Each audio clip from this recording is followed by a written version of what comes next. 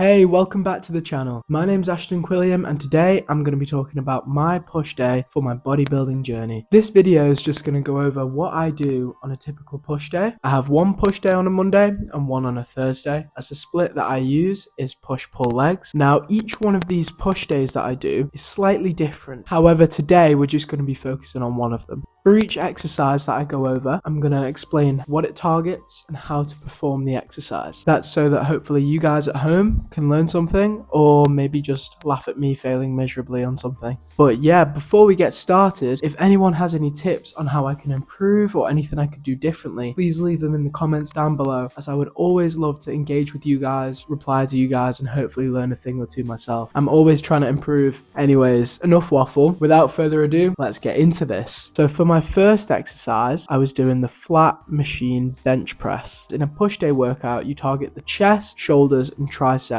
predominantly. So this is one of the first exercises that I do as I come into the gym, as chest is one of the bigger muscle groups. So you want to be hitting the bigger muscle groups first, as those are the ones that are the most fatiguing to train. So that's why I would go for something like this first, opposed to training like your side delts or your front delts first. So after I've slapped some weight on and gone for a few warm-up sets, I'll be going into my first working set. For me, this looks like 3 sets of 8 and I'm just repping it out, making sure to get a big deep stretch on the eccentric portion of the motion and trying to fire the weight up as fast as I can on the concentric. I'm aware that recent scientific studies have said that a squeeze when you're performing an exercise isn't as important as the stretch. However, me personally, I still like to get that squeeze because I think that it helps me with my pump. So I will get a really nice squeeze as well as a really nice deep stretch doing this exercise.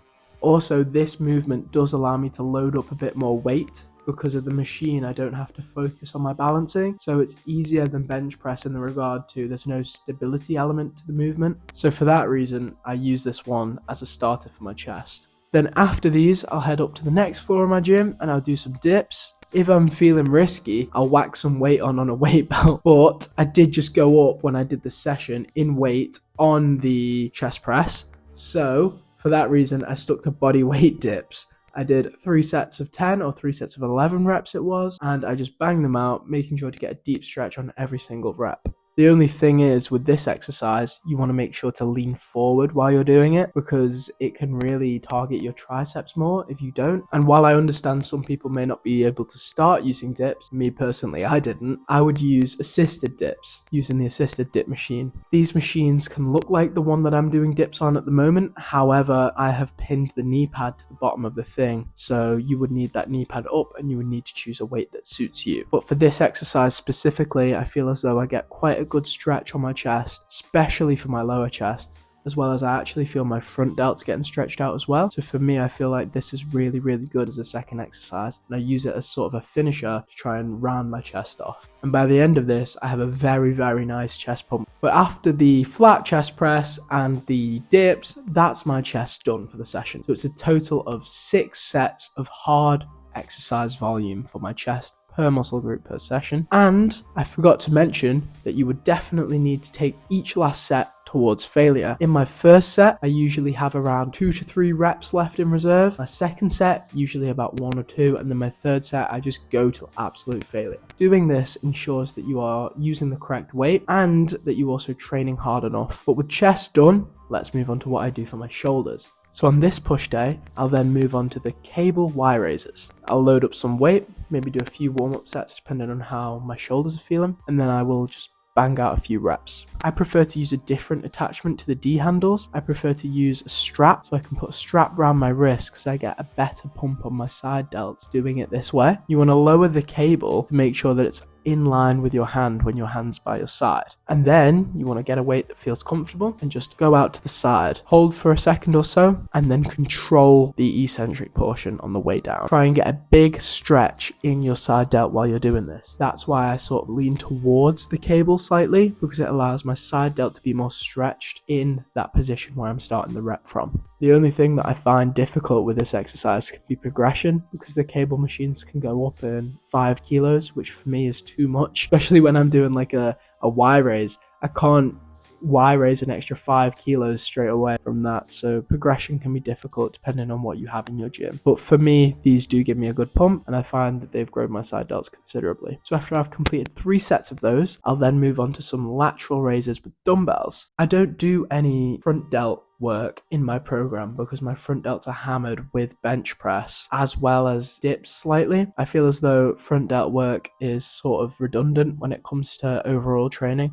but that's why I incorporate some more lateral raises in, because me spamming lateral raises, I can never get enough of them. So yeah, I'll go for another 3 sets of lateral raises with dumbbells to finish off my shoulders. And if I'm feeling really risky one session, I might actually superset them with cable tricep pushdowns, which is what I did in this session. Me and my friend were working out together and we decided, why not? Let's just superset it. So I would do 1 set of these lateral raises with dumbbells and then 1 set of these cable tricep pushdowns. Before I move on to the cable tricep pushdowns, perform a lateral raise properly. You want to get a weight that feels comfortable, something that you could do 3 sets of 8 or 3 sets of 12 with, something in that range. Then you want to fly the weight out to the side, similar to a Y raise. Keep your arms sort of bent, not fully straight. As shown on the screen, you want to then just bring the weight up, hold for a second, and slowly control it on the way down. Basically, think of the cable Y raise, but with a dumbbell and also arms slightly out more. But yeah, that's my chest and my shoulder volume. So to finish off the session with triceps, what I do, like I mentioned, is the cable tricep press and